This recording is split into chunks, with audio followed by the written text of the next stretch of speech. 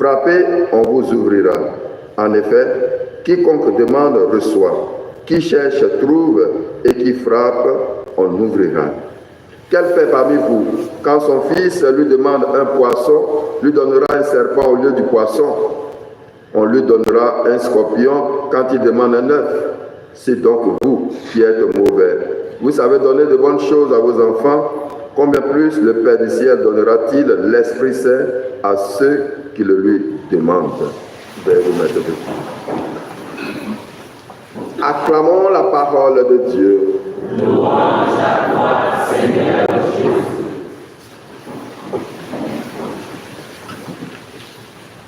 Chers frères et sœurs, les tests que nous méditons ce matin, on pourrait les résumer par l'endurance, la persévérance, l'abnégation. En effet, dans la première lecture, Dieu, à travers le prophète Malachie, fait bien comprendre qu'il est important d'être endurant et de conserver la communion avec Dieu. Et ça s'adresse à chacun d'entre nous. Quelquefois, on entend dire, bon, il y a longtemps, j'ai fait un peu les choses de l'église. Il y a longtemps, je suis baptisé. Qu'est-ce que j'ai gagné dedans? Vous avez déjà entendu ça, non? Eh bien, à l'église, tous les jours, on dit, bélier, je paye. Dîme, je paye. Quand on dit cotisation, même je suis le premier. Quand on ouvre l'église, même c'est moi qui rentre premier, même avant les prêts.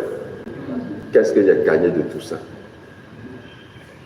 Donc, dans la première lecture, le prophète Malachie est en train de nous dire, celui qui agit ainsi, qui persévère, qui reste attaché au Seigneur et à sa parole, il aura la récompense à la fin. Quelquefois, nous les hommes, on est un peu pressés. Voilà. On pense qu'avec Dieu, c'est du tic au tac. J'ai prié ce matin, après demain même, il me donne en même temps. Mais tous ici, nous savons un peu l'histoire de Saint Augustin. Sa maman a prié pendant combien d'années? Ah, voilà, d'autres connaissent ça par cœur. Pendant 30 ans. On n'a pas dit 3 heures, on n'a pas dit 3 jours, on n'a pas dit 3 mois, on n'a pas dit 3 ans. On dit 30 ans de persévérance dans la prière. Et au bout de ces 30 ans, qu'est-ce qui est arrivé? Augustin a été transformé. Il est devenu même prêtre, il est devenu évêque. Et même au-delà de tout ça, il est devenu quoi? Saint. Vous voyez un peu? Saint. Parce que sa maman Monique a persévéré. Donc, nous qui sommes chrétiens d'avant-hier, à peine commencé, on dit non, on a trop fait. Ah, pourquoi c'est moi seul?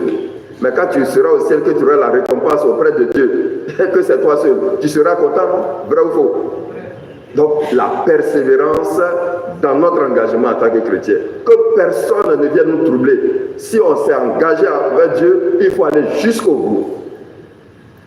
Et pour bien s'engager, il faut être un homme et une femme de prière. C'est pour cela que dans l'évangile, Jésus nous donne cet exemple.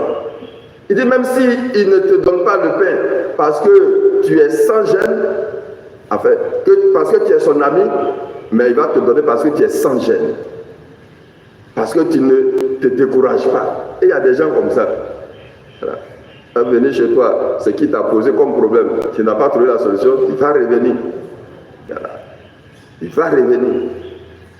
Bon, quelquefois nos mamans font comme ça, elles sont bien. Elle va venir, elle va s'asseoir, elle va te demander, non maman, il faut partir après. Tu penses que c'est fini, demain elle est là encore. Mon père est la chose là, je t'avais dit là, il faut voir. Tu vas la chasser, elle va revenir encore. Mais c'est surtout nous les jeunes qui nous décourageons vite. Alors donc, sur le chemin qui mène au salut, il y a toujours des difficultés. Et donc, aujourd'hui, le Seigneur nous fait comprendre que ce qui va nous aider, ce qui va nous sauver, c'est quand nous serons persévérants.